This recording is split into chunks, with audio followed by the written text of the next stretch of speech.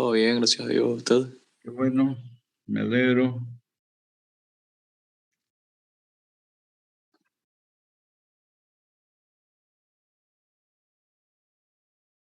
Vamos a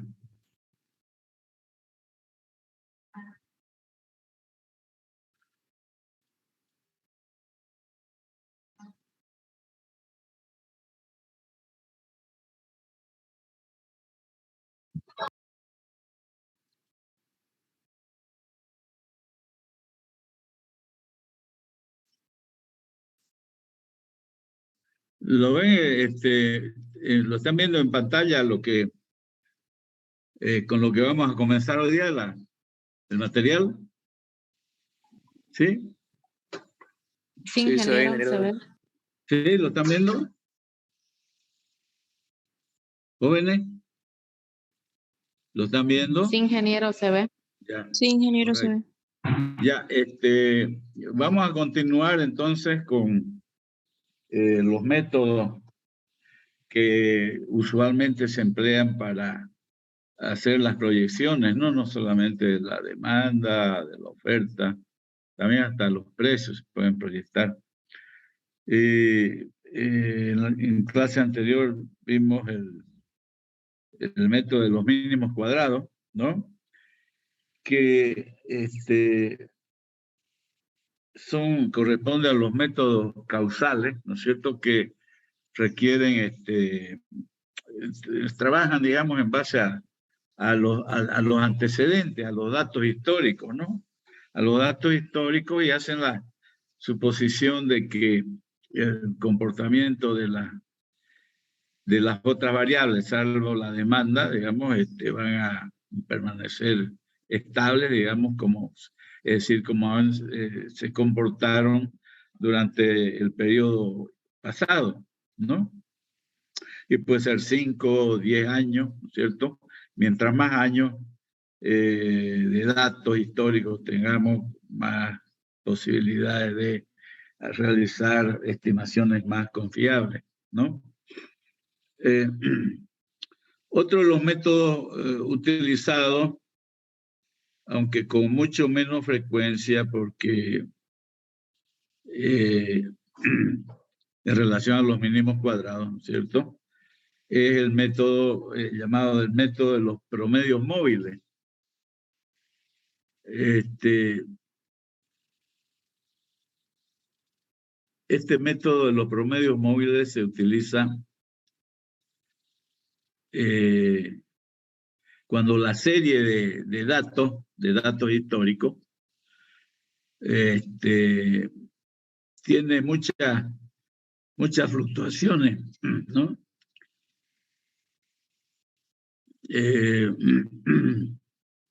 Cuando tiene muchas fluctuaciones, muchas variaciones, se suele utilizar este método que se llama método de los promedios móviles o de suavización de la línea de tendencia, ¿no? Entonces, ¿en qué consiste este método de los promedios móviles?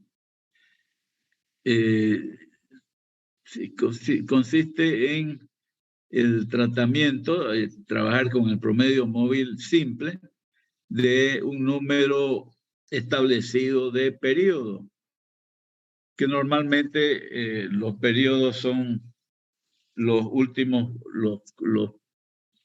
son periodos trimestrales, ¿no? Normalmente se toman los 4 trimestres de un año, ¿no?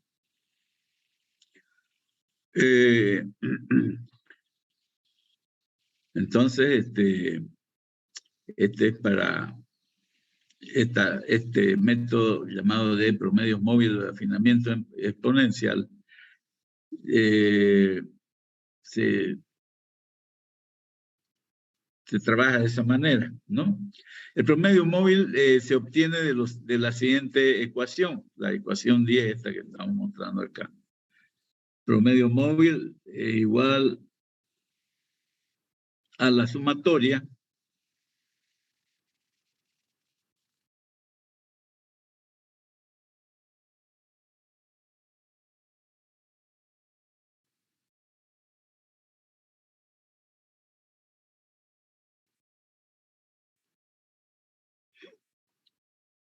que es igual a el promedio móvil, digamos, en el periodo T, es igual a la sumatoria de los datos, digamos, que corresponden al cada trimestre. T sub I, digamos, donde T es el valor de la variable que toma la variable en cada periodo, y entonces la sumatoria de I de 1 hasta N, de T sub I, y dividido entre N, siendo N el número de periodos observados.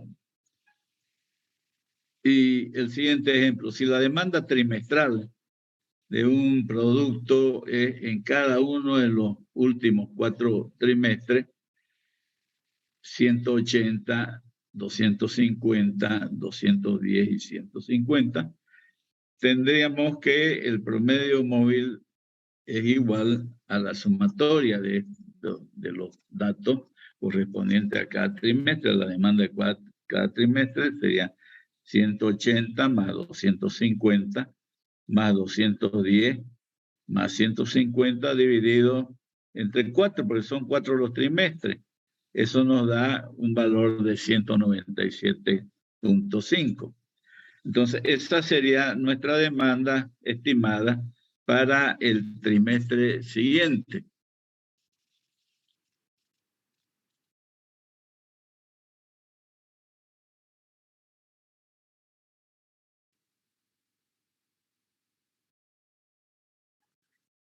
Si conocemos el valor real de la demanda en el periodo 5, ¿no? En el quinto trimestre de nuestro ejemplo, podemos proyectar o proyectamos, digamos, la demanda en el periodo 6, incluyendo este valor de la demanda real en el periodo 5, en reemplazo del dato más antiguo, que en este caso, de nuestro ejemplo, es 180, ¿no? Digamos acá, el valor más antiguo es 180. Entonces, ese valor lo reemplazamos por el dato del valor real que tenemos para el periodo 5. Entonces, pues, con eso se proyecta el periodo sexto. De esa manera, digamos, el promedio móvil 1 comprenderá el periodo que va desde los trimestres 1 hasta el 4, 1, 2, 3 y 4, ¿no? De la misma manera, el promedio móvil 2 comprenderá la información correspondiente a los trimestres 2, 3, 4 y 5. O sea, siempre 4 trimestres. Y así sucesivamente. Por lo tanto, podemos generalizar la determinación del promedio móvil mediante la siguiente ecuación. El promedio móvil, digamos, va a ser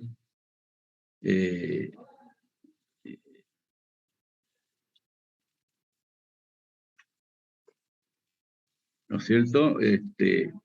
La sumatoria de los datos en los diferentes trimestres, digamos, ¿no? Periodo, T sub I, y que varía desde un valor T hasta T más N menos 1.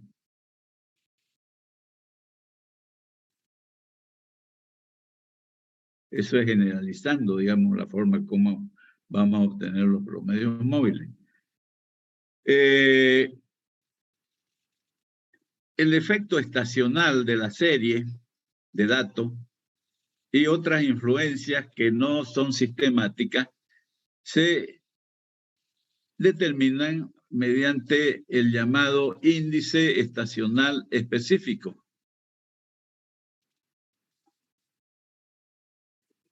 Al definir los valores de los promedios móviles 1 y promedio móvil 2, por ejemplo, se está midiendo un intervalo en el cual el promedio móvil 1 queda entre los trimestres T2 y T3. o sea, el trimestre 2 y el trimestre 3. El promedio móvil 2 queda entre el trimestre 3 y el trimestre 4. Por lo tanto, ¿no? Por lo tanto, ninguno de los dos, digamos, ni el promedio móvil 1 ni el promedio móvil 2 es representativo de estos trimestres, ¿no? Porque está ubicado entre ambos, digamos, ¿no? PM1 está ubicado entre T2 y T3 y el otro PM2 entre T3 y T4. Por lo tanto, los promedios móviles PM1 y PM2 en este caso no son representativos de los trimestres entre los que están, fíjense, ¿no? Entre los que quedan PM1 y PM2. Por lo tanto, es necesario determinar lo que se llama un promedio móvil centrado o central, que se calcula en base a la media de los dos promedios móviles. De la siguiente manera, tenemos lo siguiente. Entonces.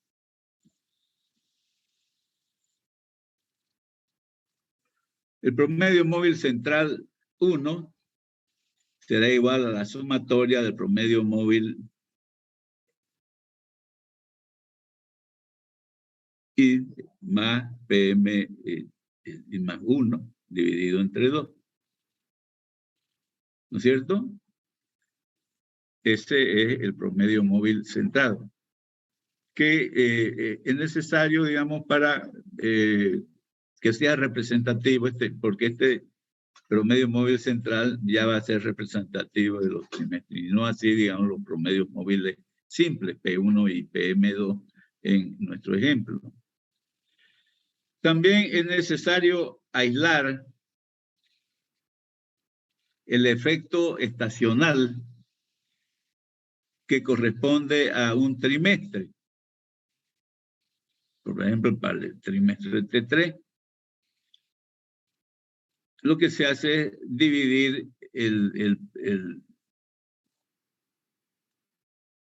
dividir la demanda real de ese periodo entre el promedio móvil central que corresponde. De manera que el índice estacional específico IE, índice estacional, en el punto 3, en este caso, lo podemos expresar por I es sub 3, el índice específico del trimestre 3, igual a la T3,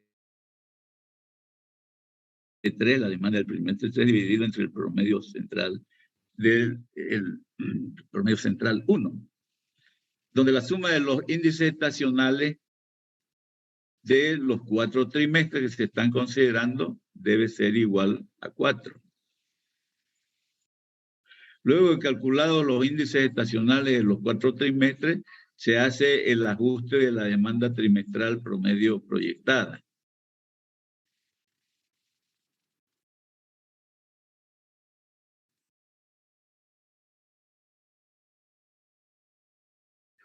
Y para fijar el uso de la fórmula, se da el siguiente ejemplo. Supongamos que la demanda estacional de un producto en este periodo de tiempo, periodo de año, ¿no? Del 2009 al 2019, está dada por las cifras que están en el siguiente cuadro. Para el invierno, primavera, verano y otoño. Tenemos las demandas respectivas en cada periodo del año, en cada estación del año, y tenemos la sumatoria total, en este caso 2 más 3 más 4 más 1, 10. Lo mismo tenemos los datos de cada uno de los trimestres estacionales para los siguientes años, desde el 2010 hasta el 2019 inclusive, y tenemos las demandas totales para cada uno de estos 4 trimestres de los años considerados en el ejemplo. 10, 20 es la sumatoria, ¿no? 11, 5, 11, 18, 20. Igual acá. 10, 20, 30, 40, 45, 70, 90, 125, 150, 180, 220 y 270. Esos son los datos.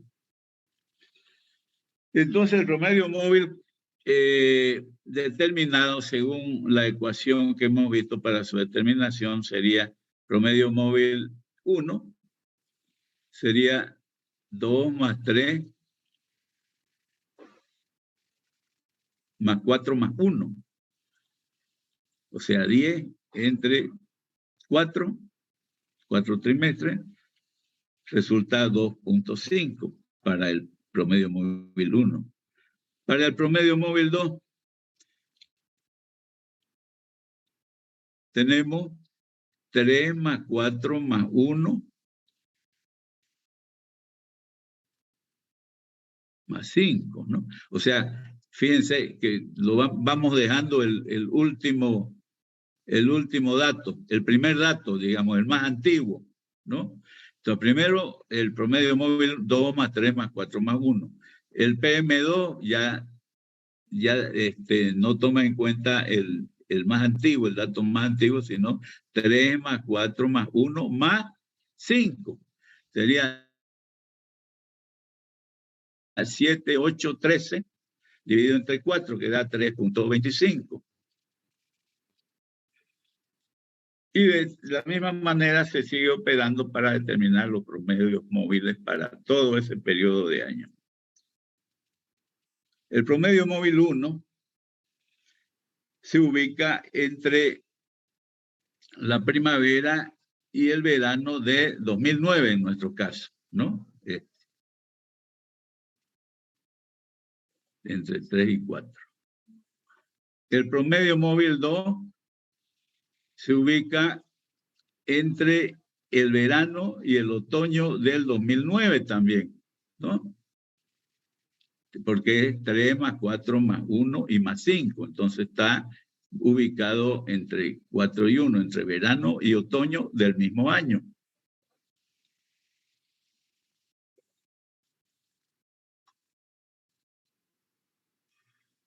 El mismo procedimiento se utiliza para determinar los promedios móviles que resultan del cuadro 1 hasta el año 2019, en el cual el último promedio móvil que se puede determinar es el que considera las últimas 4 observaciones, es decir, las observaciones que hay entre primavera y verano del 2019, ¿no? Estos últimos 4.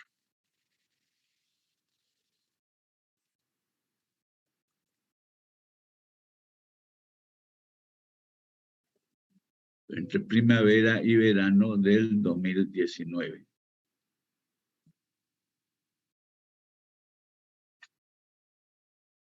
Luego he calculado los PM, los promedios móviles, los cuales están ya calculados, ¿no? Se calculan los promedios móviles centrados, no promedios mínimos, los promedios móviles centrados, utilizando la ecuación 514 que hemos visto, ¿no? El promedio móvil central es la suma de los dos promedios móviles divididos entre, a ver aquí,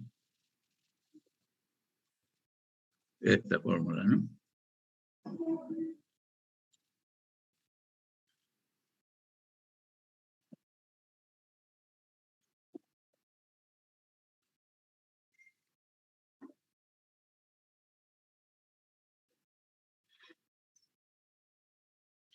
Los primeros promedios móviles centrados serían, por lo tanto, 2.5, ¿no? El promedio móvil 1, más el promedio móvil 2, que es 3.25 dividido entre 2, que nos resulta en un valor de 2.88. De la misma manera, operamos para determinar el promedio móvil central 2, que sería 325, ¿no?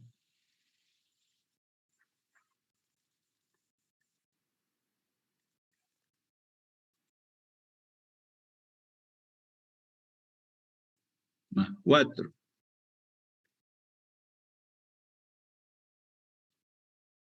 Son estos, ¿no? Entonces aquí tenemos 325, sería 325 más 4.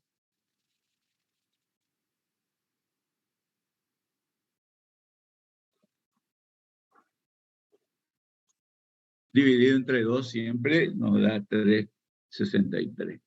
Así se van calculando los promedios móviles centrales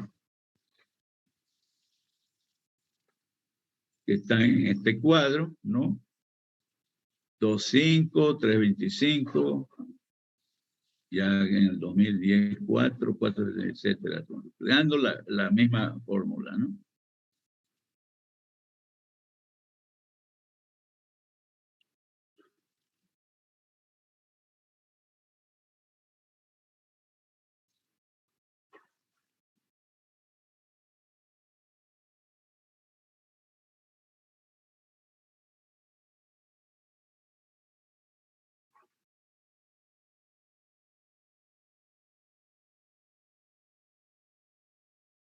Esto está para todo el periodo, digamos, ¿no? Hasta el 2019, lo mismo.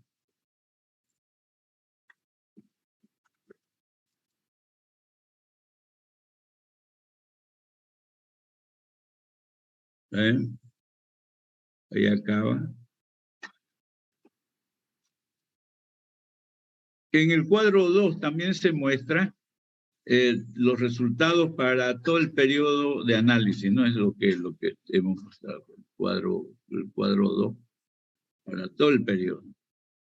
El índice estacional se obtiene aplicando la ecuación 515, que en este caso dará el índice estacional 1, 4 dividido entre 2,88, 1,39, y el índice estacional 2, 1 entre 3,63, 0,28. Son estos valores que ustedes ven acá. Entonces, en el cuadro siguiente, en el cuadro presente, se observan los valores, digamos, para el índice estacional, para todo, que corresponde a todo el periodo de año que estamos considerando. Entonces hay que determinar la demanda trimestral ajustada.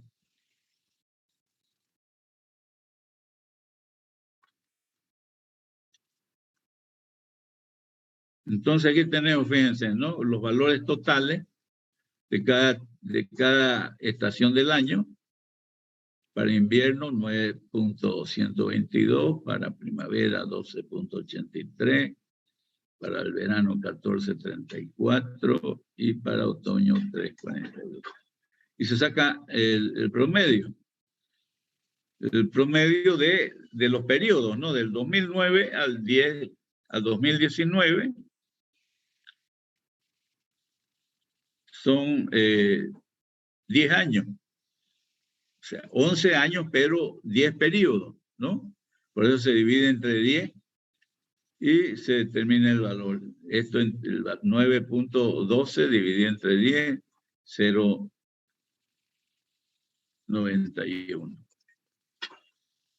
Lo propio para la estación de primavera, igual para el verano y para el otoño. La suma de los promedios, o sea, sumamos 0.912 más 1.283 más 1.434 más 0.342 y nos da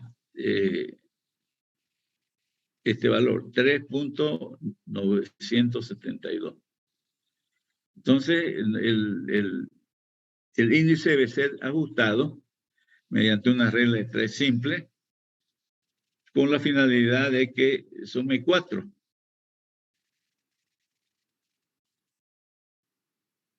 Los índices estacionales deben sumar 4, ¿no? Entonces se hace el ajuste de acuerdo a esa regla de 3 simple, ¿no? Entonces tenemos haciendo esa regla de 3 simple, o sea, 3, 900,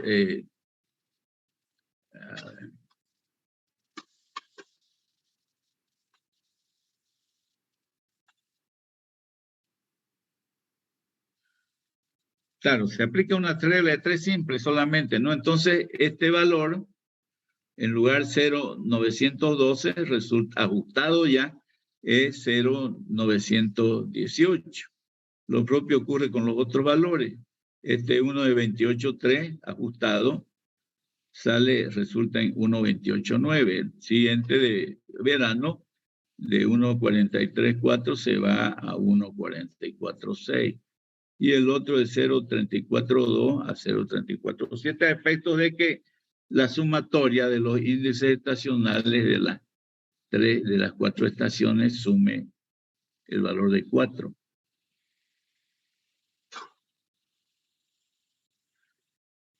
Con esos datos se hace la proyección de la demanda estacional para el siguiente año, digamos, como tenemos hasta el 2019, proyectamos para el 2020.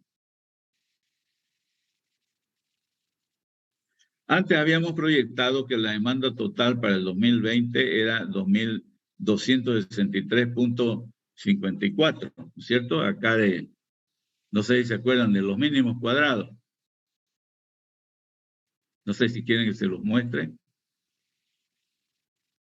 Está con 263.74, donde calculamos, fíjense, ¿no?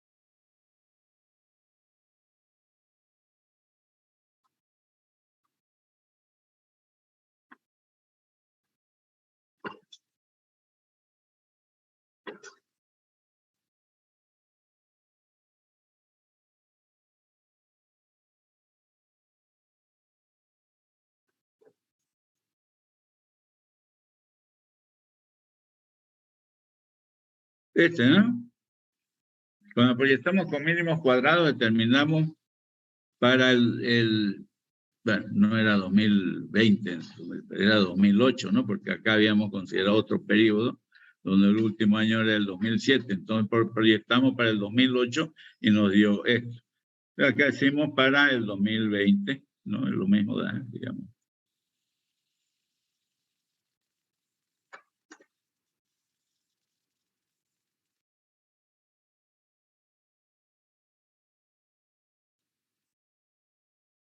¿No? Esta.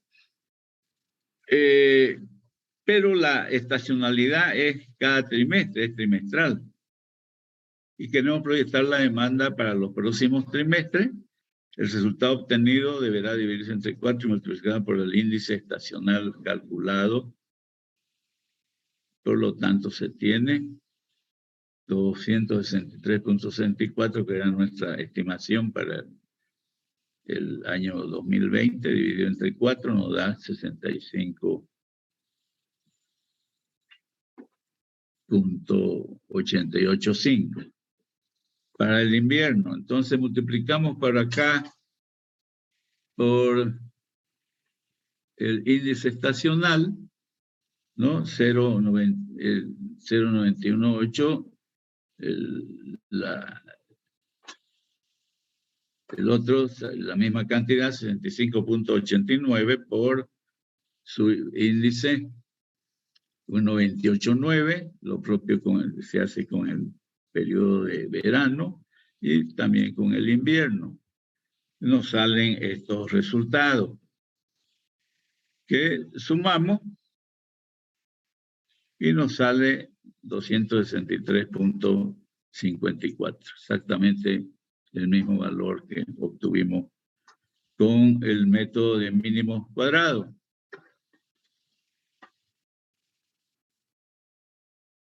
Este método, digamos, no es muy utilizado en los mínimos cuadrados porque en primera instancia se lo aplica cuando la serie de datos es muy irregular, ¿no? Tiene muchos valores extremos, ¿no? Y tiene la dificultad de que se va perdiendo como ustedes han visto, se opera, digamos, dejando de lado el dato del periodo más antiguo. El dato más antiguo se va dejando, entonces, por lo tanto, digamos, se va perdiendo la información, entonces no es tan utilizado como el método de mínimos cuadrados, por ejemplo, ¿no? Para las proyecciones.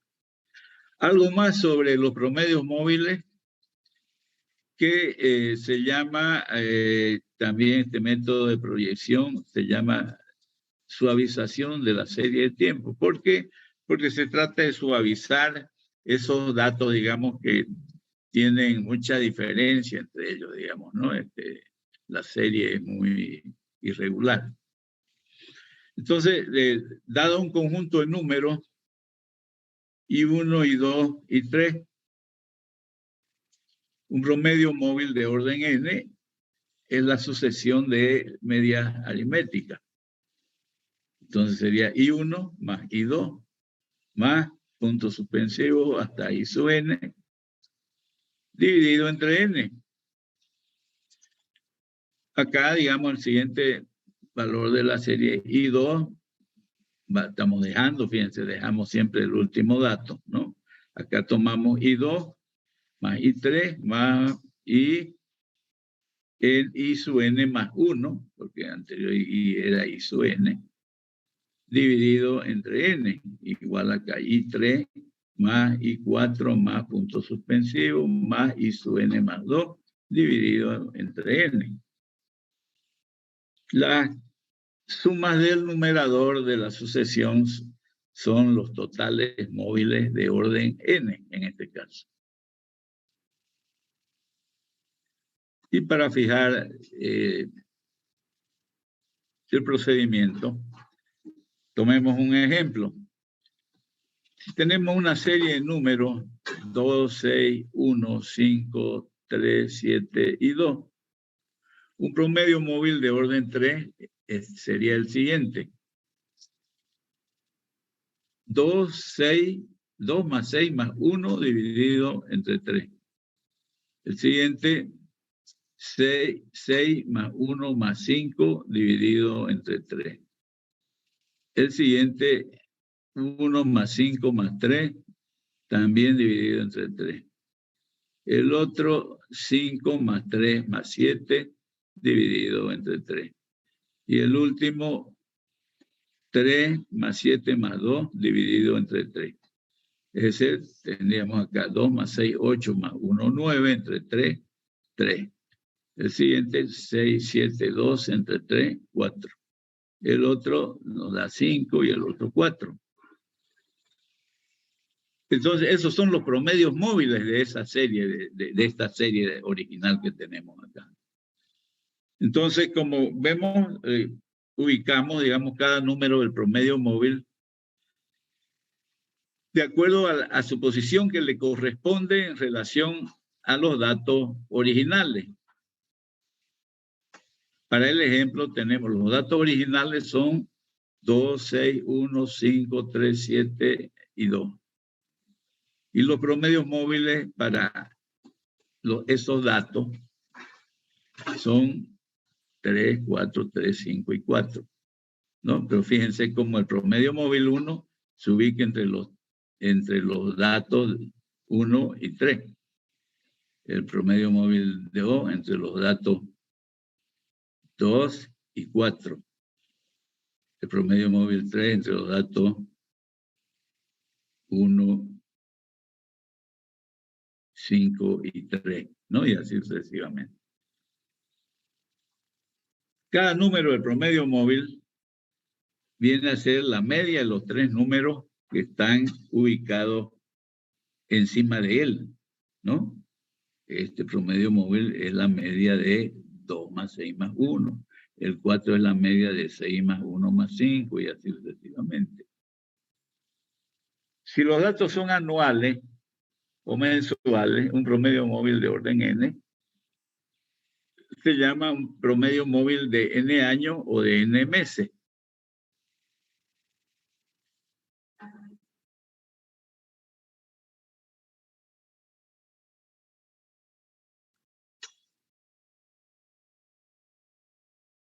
A ver, los promedios móviles lo que hacen es reducir la variación que se da en el conjunto de los datos con los cuales se trabaja.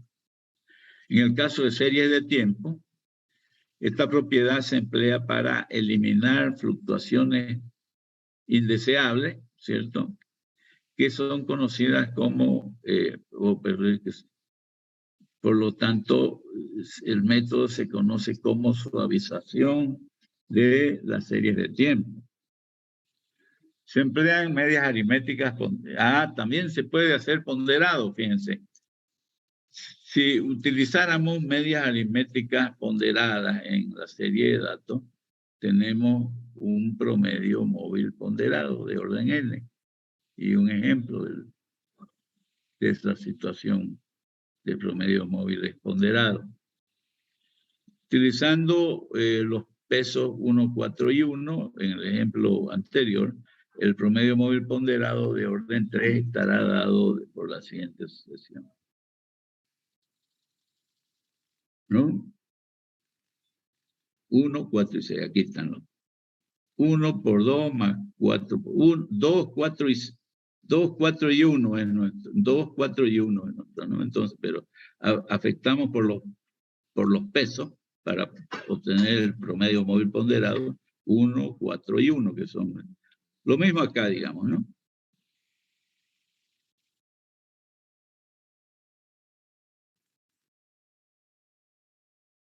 Seis, 1 y 5 son los datos de la serie, ¿no? Y seguimos trabajando con los 1, 4 y 1, que son los pesos para la ponderación, ¿no? Y así vamos terminando esto. O sea,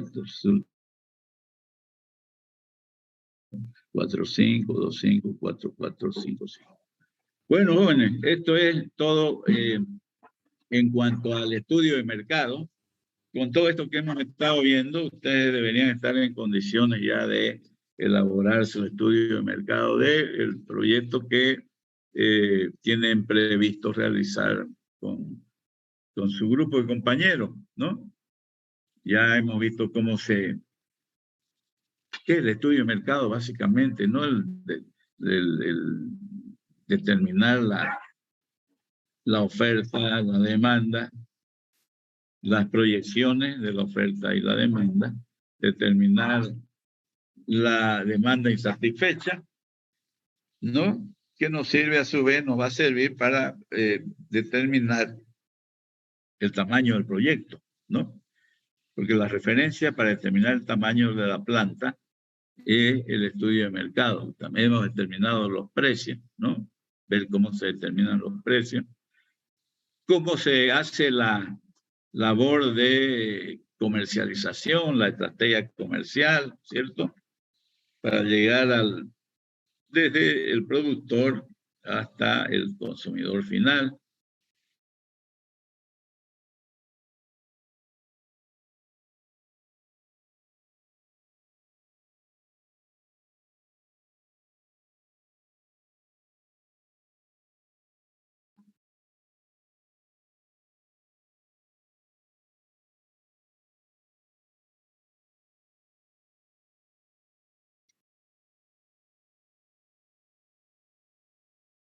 Bueno, estamos hablando ¿me están escuchando, no, jóvenes?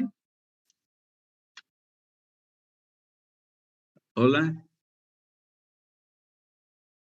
Hola. Sí se escucha, ingeniero. Ya, gracias. Entonces hemos concluido el estudio del mercado del producto, ¿no? Hemos visto todos los componentes, todo lo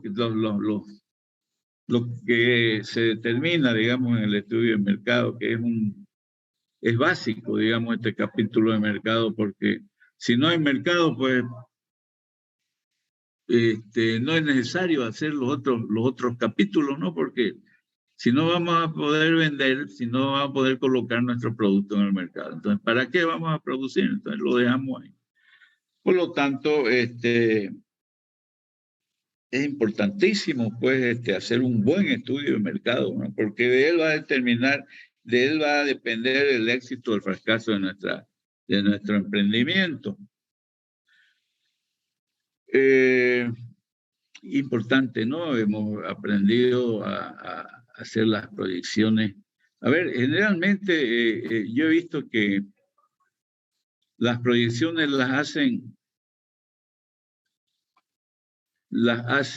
muy poco, utilizan los mínimos cuadrados. Es lo que yo he estado viendo, digamos, la experiencia que tengo con los anteriores semestres de los proyectos proyectos 1 y proyectos 2, ¿no es cierto?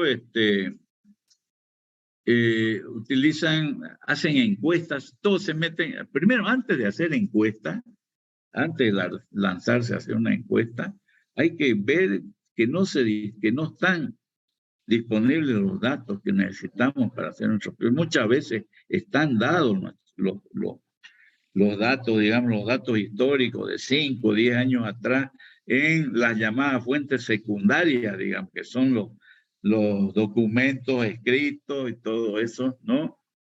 Ahora muchas veces puede ser en internet también, otra fuente secundaria. O sea, solamente si esos datos no son suficientes en cantidad, en calidad, si no son confiables, entonces ahí corresponde hacer encuestas. Porque ¿qué hacemos? La encuesta, con los datos históricos nosotros podemos proyectar, como hemos visto en el método de los mínimos cuadrados, como hemos visto también en los promedios móviles. Pero no así, digamos, cuando determinamos una encuesta, nosotros determinamos la demanda en un determinado momento del año, digamos, cuando hemos hecho la encuesta, o se le pregunta al entrevistado cuánto ha comprado el último mes, por ejemplo, o en este año, ¿no? No vamos a tener datos hacia atrás. Por lo tanto, no podemos proyectar, o no deberíamos poder proyectar. Entonces, ¿qué es lo que hacen? Determinan un índice de consumo en función a la población, digamos, que va a ser considerada como clientes, digamos, para comprar, adquirir nuestro producto, en función, digamos, a la población, y hacen la proyección asumiendo que se va a mantener el índice. No sé hasta qué punto. Digamos, en última instancia se puede hacer eso, pero por lo menos habría que tratar de hacer, a ver, ¿por qué? Porque no podemos hacer más con las encuestas, ¿cierto? Básicamente terminamos la demanda en el momento en que hemos hecho, pero también conocemos cosas que son importantes, como por ejemplo la frecuencia de compra, las preferencias de marca, las preferencias de calidad del consumidor, etc., ¿no? Y son variables importantísimas para determinar la demanda. Mucho menos, digamos, nunca he visto que hayan trabajado con la elasticidad. Entonces hay que ver también eso, ¿no? Porque esos son elementos que nos permiten afinar más las estimaciones, ¿no? Profundizar más en nuestro trabajo. Bueno, después de haber determinado que hay mercado, digamos, para el proyecto, entonces podemos hacer ya los siguientes capítulos. Por ejemplo, la ingeniería del proyecto es básico también. Yo diría que en conjunto el estudio del mercado más el capítulo de ingeniería del proyecto son determinantes, pues, ¿no? Por ejemplo, el capítulo de ingeniería es el responsable de la mayor parte de las inversiones cuando está uno montando y implementando un proyecto. Entonces, el estudio de la ingeniería del proyecto, los aspectos técnicos, precisa, digamos, del conocimiento, la participación, tanto en la etapa de implementación o instalación, montaje de las máquinas, pero también para la etapa de operación o funcionamiento del proyecto, ¿no? Son dos etapas diferentes. La etapa de implementación es donde se hace la inversión. Se compra el terreno, se construyen las obras civiles, se compra la maquinaria, ¿no? Se contrata el personal, ¿no? Todo eso es la etapa de montaje hasta que se pone en marcha el proyecto, ¿no? La puesta en marcha. La puesta en marcha, digamos, son la serie de ensayos que se hacen para poner a punto la máquina, pues, ¿no? Para ensayos con la materia prima y a ver, ¿no? Cómo procedemos a procesarla para obtener, mejorar nuestros rendimientos, etcétera, etcétera, ¿no? Bueno, y la otra es la etapa de funcionamiento, que es ya cuando opera el proyecto, ¿no? Ya opera la fábrica, ya hay que comprar la materia prima que se va a procesar, hay que tener el recurso humano, mano de obra directa, los técnicos, los operarios, ¿no? Los profesionales, digamos, que van a ocupar los cargos directivos. Entonces hay que tener todo listo. Entonces ya ahí ya no se hacen inversiones, se hacen, básicamente son gastos, ¿no? Porque no es lo mismo inversión que gasto.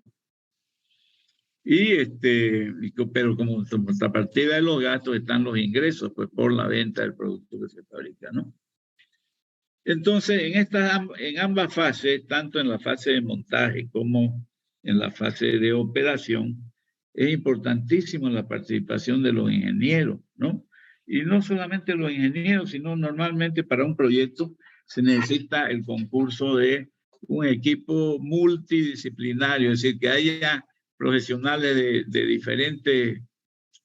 diferente formación para hacer un buen equipo, digamos, que esté en condiciones de desarrollar un buen proyecto, tanto en la fase de montaje como en la fase de operación. En la fase de montaje y puesta en marcha, por ejemplo, se puede requerir asesoramiento o contratar, digamos, alguna empresa constructora, digamos, para que nos haga las obras civiles, ¿no es cierto? Las obras civiles, las oficinas, ¿no es cierto? La oficina donde va a estar el gerente, va a estar la parte administrativa, el área de producción, digamos, ¿no? Donde van a estar montadas, instaladas las máquinas, los equipos, los almacenes, ¿no? Todo eso que hace, digamos, las obras civiles, pues, ¿no? Y su instalación. El montaje de los equipos también es importante, requiere de técnicos especializados, ¿no? La puesta en marcha es importantísimo también, ¿no? Hacerlo. Las pruebas necesarias, ¿no? Las pruebas de laboratorio, ensayos con la materia prima, hasta llegar a estar conforme, digamos, con la calidad del producto que se va a obtener, que se va a lanzar al mercado, y con los rendimientos, el uso de la materia prima, la mejor manera de utilizarla. Entonces, también es importante en esta etapa verificar las garantías de eficiencia. ¿Qué son esas garantías de eficiencia? Entonces, nosotros cuando compramos una maquinaria, un equipo, ¿no es cierto? Nos dan catálogos, nos dan folletos de las máquinas, sus características, sus niveles de producción, ¿no? Etcétera, etcétera. y nos dicen, no, esta máquina puede producir tantos kilos por hora, digamos, ¿no? Del producto que queremos lanzar al mercado con el proyecto. Bueno, entonces hay que verificar de que efectivamente esos equipos que hemos comprado, que nos están vendiendo, están capacitados, digamos, para rendirnos lo que nos está diciendo el fabricante o el que nos vende la máquina, el equipo, ¿no? Entonces hay que verificarlo eso, ¿no? Por eso dice acá, en los contratos de compra de equipos y similares, equipos, herramientas, todo eso, ¿no? También es importante definir las características técnicas que van a tener esos equipos, ¿no? Para poder preparar las especificaciones para licitar y obtener propuestas. Para esto se necesita personal muy especial. ¿Qué significa esto? Fíjense, a ver, definir las características técnicas.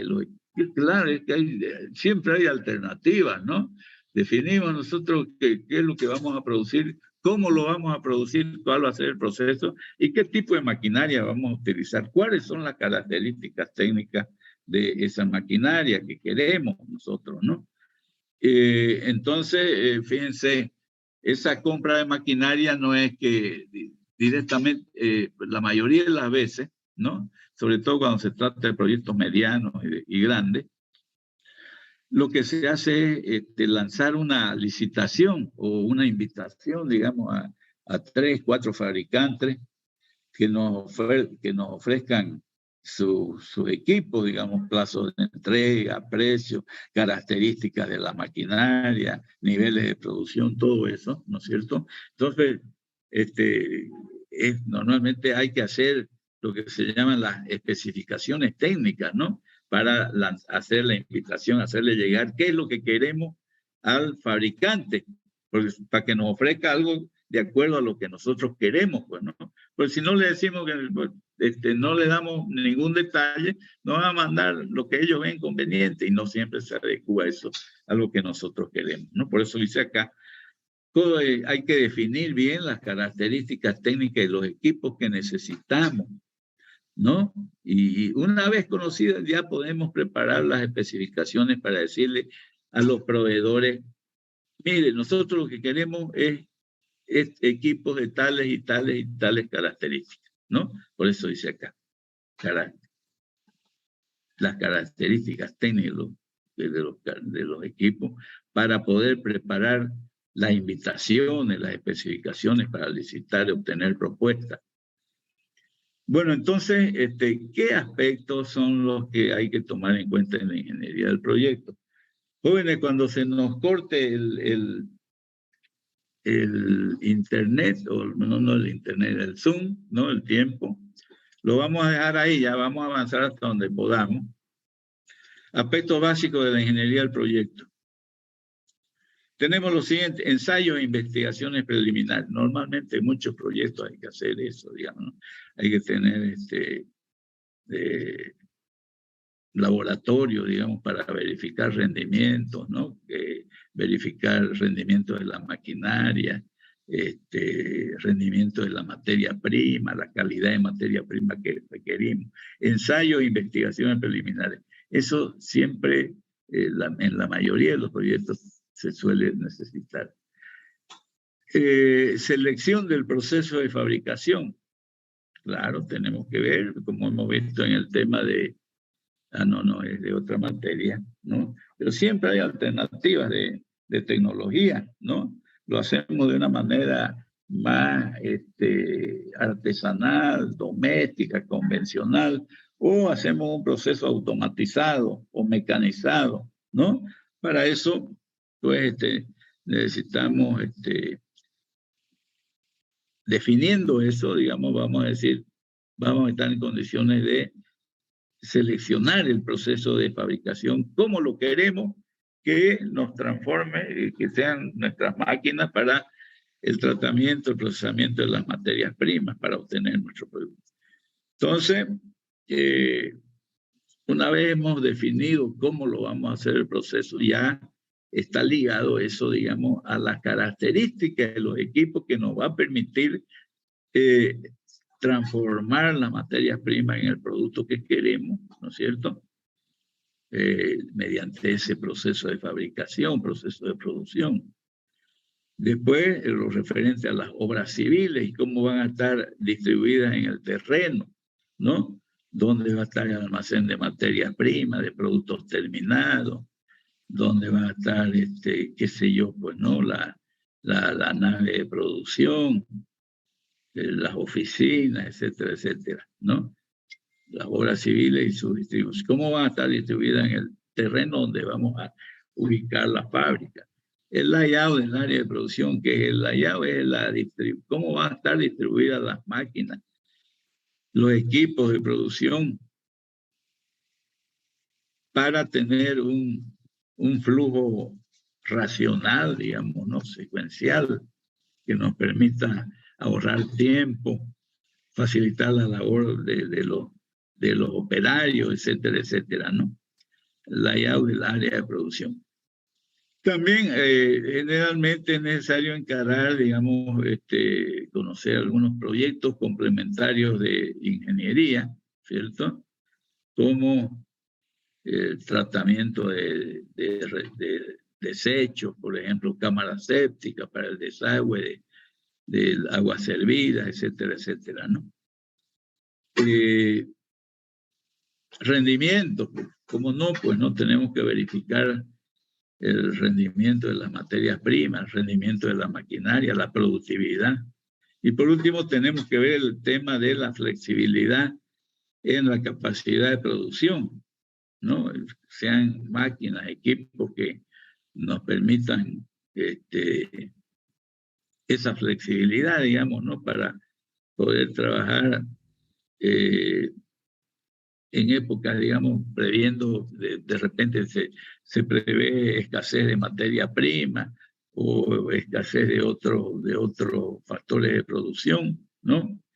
Entonces, flexibilidad en la capacidad de producción, o sea, si podemos ir nosotros ampliando nuestra fábrica conforme va resultando, conforme nos va respondiendo adecuadamente el mercado del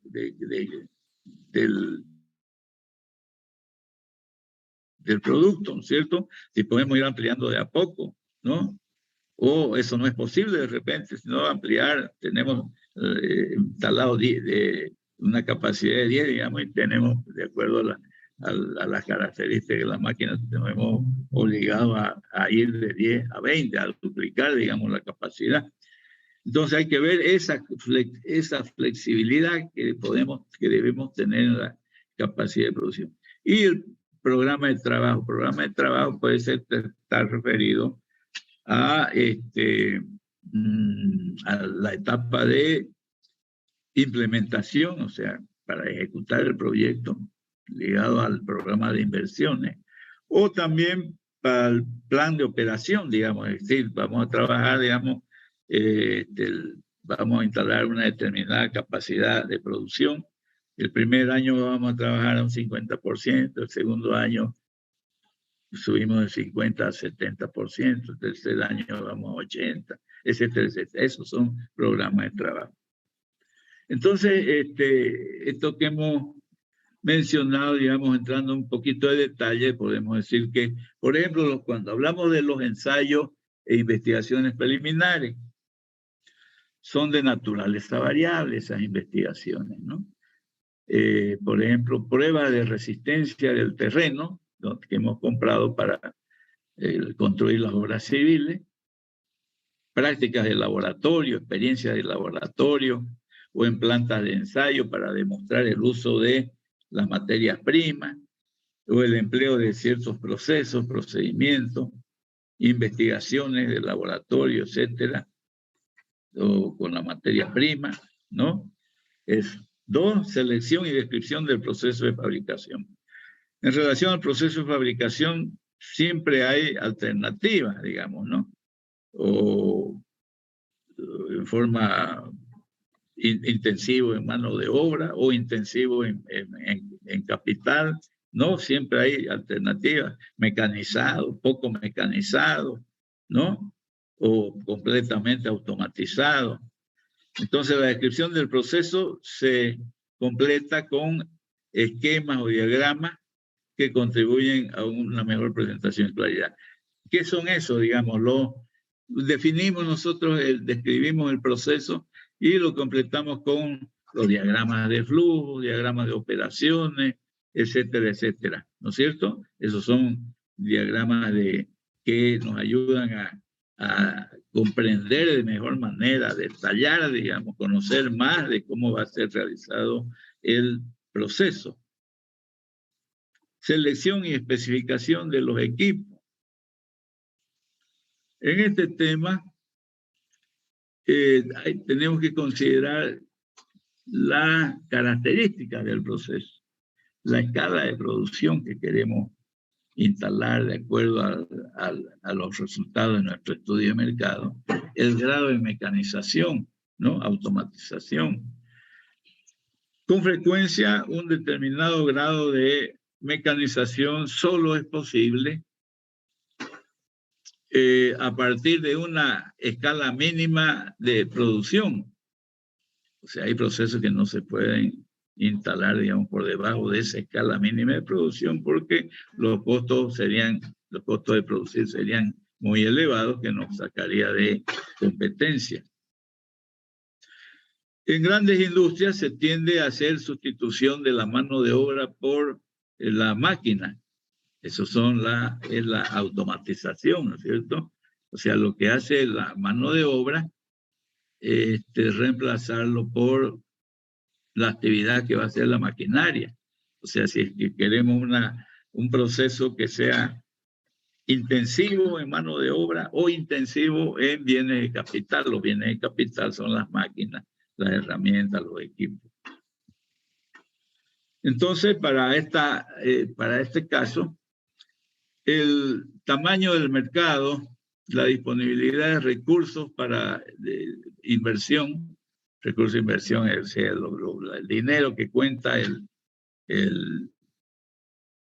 dinero que cuenta el inversionista, ¿no es cierto? El empresario que quiere llevar adelante el proyecto.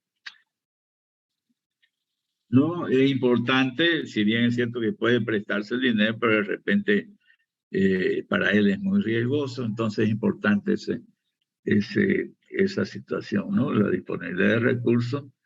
Y también ligado al nivel tecnológico, también muchas veces esto implican tener disponible mano de obra, personal calificado, digamos, especializado en el manejo de los equipos. Entonces, por eso dice problemas relacionados al nivel técnico. En general, son aspectos importantes que limitan muchas veces la automatización, la mecanización y la probabilidad, la posibilidad de lograr un mayor rendimiento de la mano de obra. ¿Por qué? Porque, por supuesto que sí, pues no, cuando la maquinaria es moderna, de última tecnología, de gran productividad, entonces eso hace, digamos, de que ese factor, digamos, de una mayor inversión en maquinaria moderna, así que también resulta en un mejor rendimiento de la mano de obra, una mayor eficiencia, una mayor productividad. Entonces, como se puede suponer, el análisis de propuestas suele ser complejo. ¿Qué es el análisis de propuestas? De que recibimos nosotros del fabricante de la maquinaria una propuesta, de otros recibimos otra, tenemos que analizarla, ¿no? ¿Cuál maquinaria es de las mejores características? ¿Cuáles nos va a permitir obtener un producto, nos va a poder asegurar obtener un producto de calidad? ¿Cuál de las alternativas? Tenemos que ver los precios también. Y no es solamente conseguir seleccionar lo más barato, porque hay veces, como dice el dicho, que dice que muchas veces lo barato sale caro, ¿no? Entonces, por eso es el análisis de propuestas, la propuesta que recibimos de los fabricantes de la maquinaria, los equipos, es complejo, no es para cualquiera, eso hay que conocer, pero de ser poco menos que experto si es necesario, pues no, pues, en tal o cual industria o proceso, ya que no se trata de escoger lo más barato, como dije hace un momento, sino lo que resulte más económico en el balance general, ¿no? Balanceando calidad, cantidad, precio, características de la maquinaria, que es lo más conveniente. No es solamente agarrar lo más barato por esa razón. Luego se analiza las garantías también de los proveedores en cuanto a eficiencia. Hay que ver, tiene que haber una garantía, es decir, nuestra máquina, nuestra maquinaria, nuestros equipos, en condiciones ideales, digamos, si está la mano de obra debidamente capacitada en el manejo de las máquinas, si la materia prima que se va a utilizar para el procesamiento de nuestras máquinas es la adecuada en cuanto a calidad, sobre todo, entonces nosotros les garantizamos que nuestra maquinaria va a dar los siguientes rendimientos. Los rendimientos que estamos prometiendo, ¿no? Que está prometiendo el proveedor. Por eso es que es importante, fíjense, ¿no? Obras civiles y su distribución en el terreno. El layout, pues, ¿no? El layout de las obras civiles, ¿no? Cómo van a estar, dónde van a estar las oficinas, el área de producción, los almacenes de repuestos, los jardines, cómo hacer los pasillos, las áreas de circulación de vehículos, todo eso, los jardines, todo eso, ¿no? Las obras civiles y cómo van a estar distribuidas en el terreno. Entonces, ello implica definir las características de las obras necesarias para poder producir y cómo van a estar distribuidas en el terreno. Hay que propender siempre que la distribución esté de acuerdo a un diseño que permita facilitar manejo, circulación de materias primas, productos en proceso, productos terminados, cuidando la funcionalidad en las diferentes áreas, producción, almacenes. Y si el caso, digamos, es así, lo amerita, digamos, la perspectiva de mercado, prever posibles ampliaciones a corto o mediano plazo, ¿no? Distribución de los equipos. ¿Cómo van a estar distribuidos las máquinas, los equipos en el área de producción? ¿No? Tiene que haber un flujo racional que permita un trabajo eficiente, no solamente del personal, sino de la misma máquina. Tienen que haber los espacios necesarios, digamos, ¿no? O sea, distribución de los equipos en el área de construcción. Bueno. Ok, tenemos 10 minutos más, jóvenes. Ahí lo vamos a dejar ya en los 10 minutos más.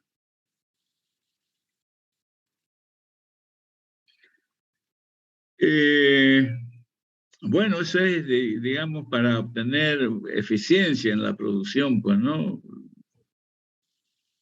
La disposición de los equipos es definitiva, digamos, para lograr una eficiencia en la industria, pues que está ligada a la economía de movimientos, ¿no es cierto? Se trata de hacer una distribución que permita ahorrar, digamos, movimientos del personal, ¿no es cierto?, de material en proceso, productos terminados, la materia prima, ahorrar tiempo, ahorro de materiales también en general, de tener una buena dinámica del proyecto del proceso en su conjunto.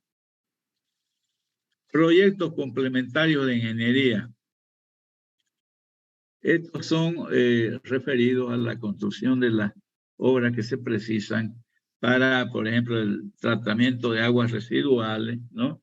Evacuación de las mismas, De repente hay productos donde se necesita gasoductos, digamos, o empalme ferroviario, ¿no? O de transporte, construcción de campamentos, muchas veces los proyectos, digamos, los proyectos grandes, digamos, que son intensivos en mano de obra y que trabajan 2, 3 turnos al día, generalmente le hacen, digamos, viviendas, aunque sean precarias, digamos, para sus trabajadores, ¿no? Por eso construcción de campamentos, viviendas y otros, ¿no? Rendimiento.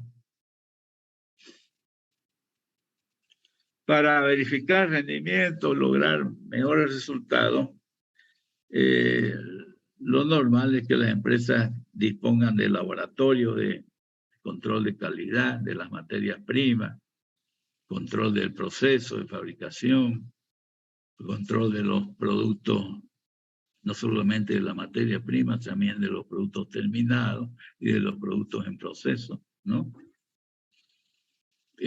Para obtener rendimientos físicos apropiados en el proceso y cumplimiento de las especificaciones, hay que tomar en cuenta que estas están muy ligadas, digamos, a labores de control técnico. Por esta razón, digamos, se debe tener muy en cuenta la actividad de los laboratorios y la forma en que operan, ¿no? Hacer los análisis debidos de control de las materias primas, su ingreso a la fábrica, ¿no? Para que tenga esa materia prima las características que se requiere, que nosotros requerimos para elaborar un producto de calidad. Flexibilidad en la capacidad de producción.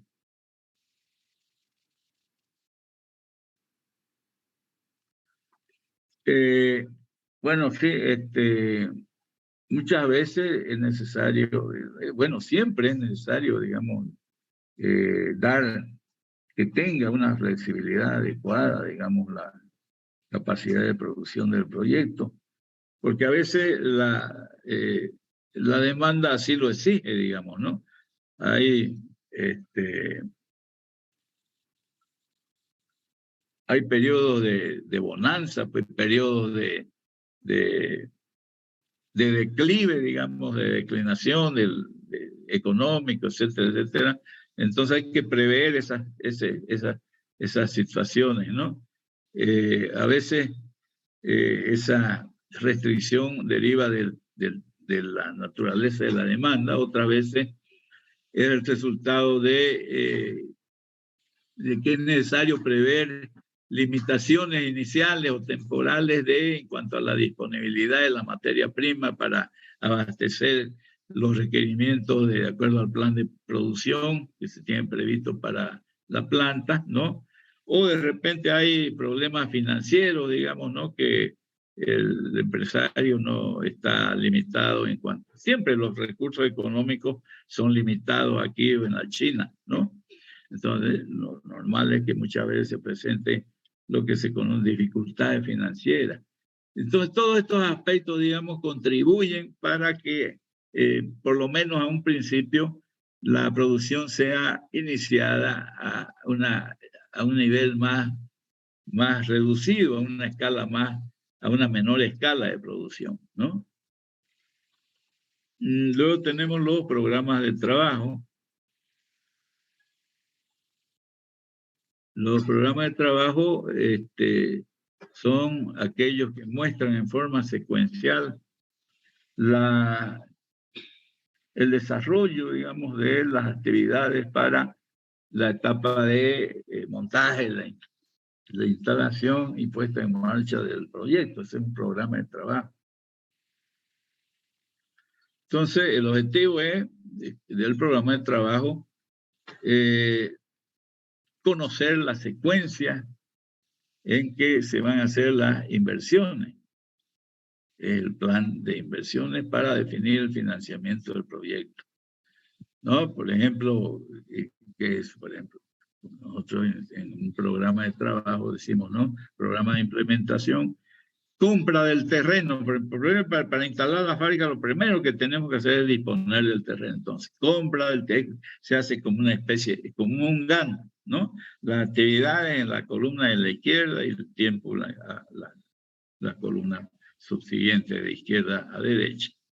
Entonces, ¿no? Se compra del terreno. ¿En cuánto tiempo vamos a comprar? Pongámosle a ver 15 días, para una rayita del GAN, ¿no? Se divide el tiempo en meses y los meses en semanas. 2 semanas, digamos. 2 de las 4 semanas del mes. Entonces, pero la compra del terreno no es gratis. Entonces ahí tenemos que poner en esta actividad de compra de terreno, si vamos a pagar todo el terreno, todo el importe de lo que nos va a costar, ponemos ahí la cantidad, $100,000, ¿no? Y así, ¿no? Adecuación del terreno, cercado perimetral, movimiento de tierra, adquisición de la maquinaria que nos van entregando, así todo. Ahí eso se hace el plan de inversiones para la etapa de implementación, ¿no? Y también hay que elaborar el plan de trabajo para la etapa de funcionamiento, desde que se inicia el funcionamiento hasta que se llega a la capacidad plena, digamos, ¿no? O sea, cuando empezamos la producción con el 50%, después vamos al 60% el segundo año, al 70%, así porque siempre hay que prever, digamos, todo cuesta, sobre todo al principio, ¿no? Arrancar siempre cuesta, entonces no es que nosotros vamos a echar de buena primera a producir a plena capacidad, pero no sabemos, en última instancia no conocemos cómo va a reaccionar nuestro mercado, ¿no es cierto? Recién vamos a saber cuando lancemos el producto al mercado y hagamos los ajustes necesarios para ello, para mejorar la calidad. O sea, en este periodo el plan de trabajo ya para el funcionamiento se hacen las pruebas y se ajusta la instalación, revisiones, correcciones antes de llegar a obtener una producción a plena capacidad. Bueno, como hemos venido indicando, la ingeniería del proyecto, los aspectos técnicos, en realidad, son los que tienen una mayor incidencia en las inversiones del proyecto, ¿no? Y en los costos también. Con el estudio técnico, nosotros vamos a conocer cuál es la función óptima de producción. Es decir, entendiéndose que la función óptima de producción es aquella que nos permite un uso eficiente y eficaz de los recursos disponibles para producir el bien o servicio que queremos lanzar al mercado con el proyecto. Dice eficiente y eficaz. ¿Qué diferencia entre eficiencia y eficacia? Eficacia es lograr el